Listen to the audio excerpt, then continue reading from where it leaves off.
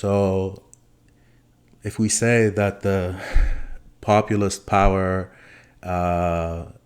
political power equation needs to hit 100 in order to overcome the opposition in capitalism against changing it, then by going out and optimizing for maximizing the power, the average material power of people, going after the PMC class, like can get you up to 20. And then after that, just the machine can't bring in any more people. The politics that you've created has a threshold, has an upper threshold, and it's impossible to pierce through. Like going back to the hot air balloon example, it's like, okay, you've chosen this group of people, and they told you that it's really important for them to fly via hot air balloon because they think that rockets burn too much fuel. So you're like, okay, we need to accommodate these people, and you start building a hot air balloon with them. But from the beginning, you should know that as soon as that hits like whatever layer of the atmosphere is incompatible with further flight, like it's gonna fail. And this is what we've done. We've created a politics, the left has created a politics that has a natural limit that falls short, like comically short of what it needs to do in terms of scale.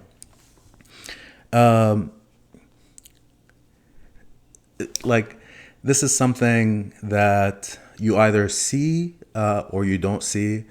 Like I'm sort of presenting a way of looking at the problem, so it's more illustrative of this shortfall.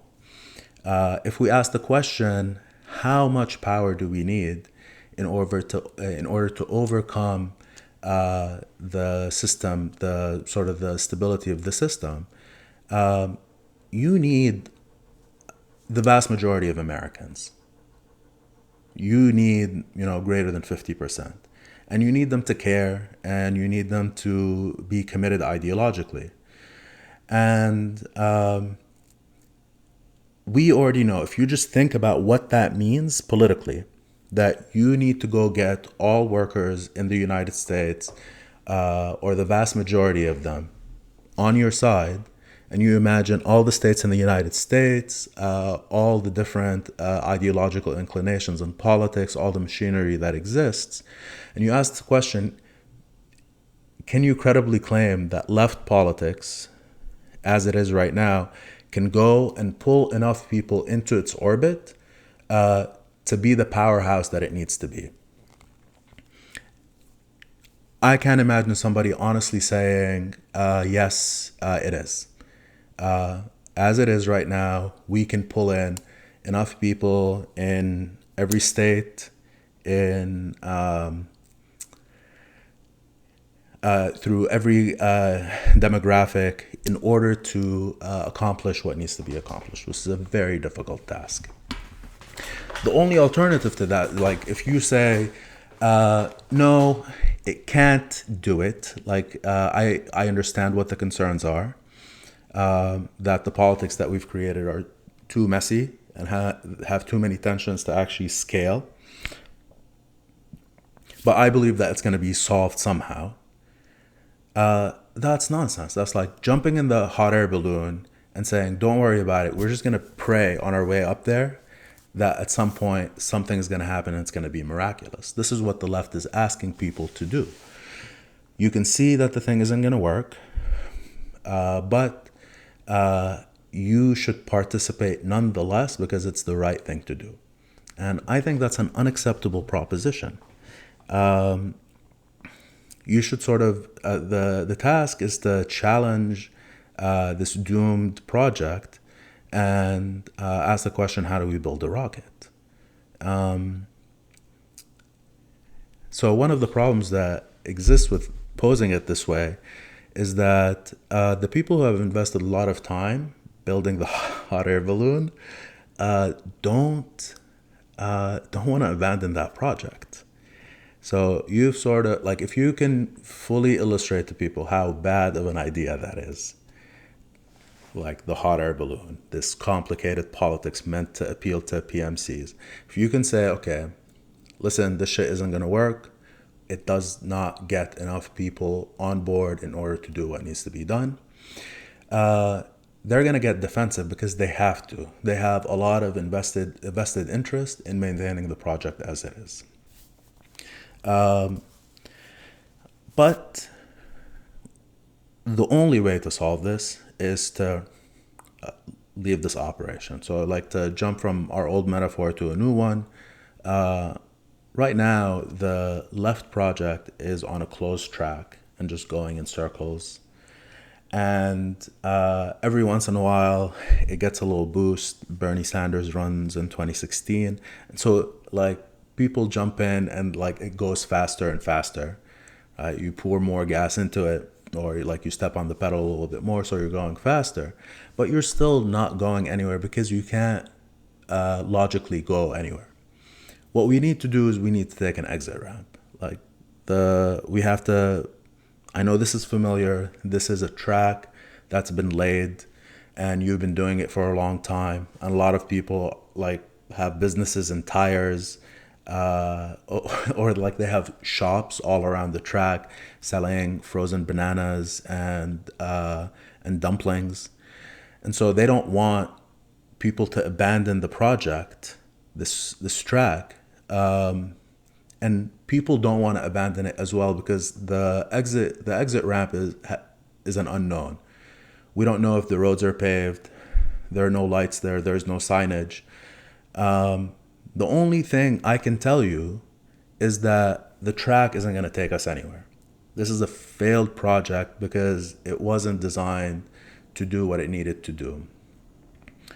And what I can tell you is where the exit ramp needs to point to, or the destination that we have to get to, is what is necessary for a socialist project to succeed, which is having enough people, an excess of people, who are deeply ideologically committed to the project,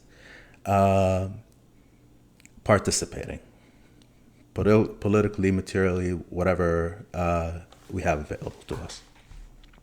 So that's the destination, and we have to work back from that and solve the politics that we need to build for that to actually happen.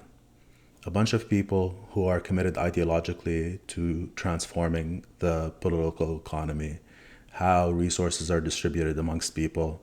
We have to get to that point. How we get there is the problem that needs to be solved. And the people who are currently running with the current solution, which is a joke, it can't be described as anything else, and it's unfortunate. They have a vested interest to scare you about the exit ramp, to tell you that the exit ramp is a problem, that there is nothing there except pain and terror. They have to tell you that this exercise is righteous. Somehow there's something morally correct about it, whereas actually trying to succeed is morally flawed. And the reason that they can't escape this trap is because they understand that in order to get to that destination, they have to contend with the fact that they need to remove all this excess garbage associated with their politics. And they know that doing that immediately results in PMCs peeling off the project and them losing all the resources that the PMCs bring. One, it's people who are somewhat committed to the project. And two, this set of people happens to be a desirable market from a purely material point of view. They have disposable income, they have superfluous time that they can dedicate to your project and make you more influential. So if you're in the business of socialism, whether it's like to gain clout or to gain money, you have an incentive, whether you're aware of it or not, to maintain the legitimacy of the hot air balloon business. You just want to tell people it's going to get us there. Don't worry about it. You just have to stick with it because we're doing the right thing. There is some sort of magical ingredients associated with intent. We're just going to pray our way as the hot air balloon goes higher and higher in the atmosphere. So So this is one of the problems with the exit ramp, is that some people are going to tell you not to take it. The other problem is a real problem that we have to solve, which is that destination is difficult to get to. The kind of politics that you need to build is not an easy one. Like literally, we're like in taking the comparison, the old metaphor. It's about building the rocket ship, and that's not an easy task to undertake. And part of it is that there's this complication that's built into American and Western politics associated with the primary axis of polarization in politics, which is the cultural axis.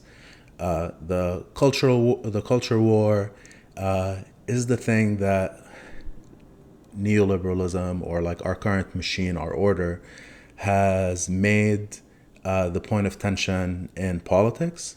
And so this is something that you would have to fight, because some of the people that you need to get are going to be over here, some of them are going to be over here, and kind of like whatever distribution. And you need to pull all these people up and put them like on this axis, the one associated with economic polarization. But you need to pull them away from what the machine is trying to convince them is important. Okay? And you can't get away from this. Some of your people are going to be over here, and some of your people are going to be over here, and then spread all around. And you need to pick up all of them, put them in the same box, and point them in the same direction. And I don't have the answer of how to do that. But if we can all decide that that is necessarily where we need to get to, it's just a simple mathematical fact. You need a shit ton of people. We just need them.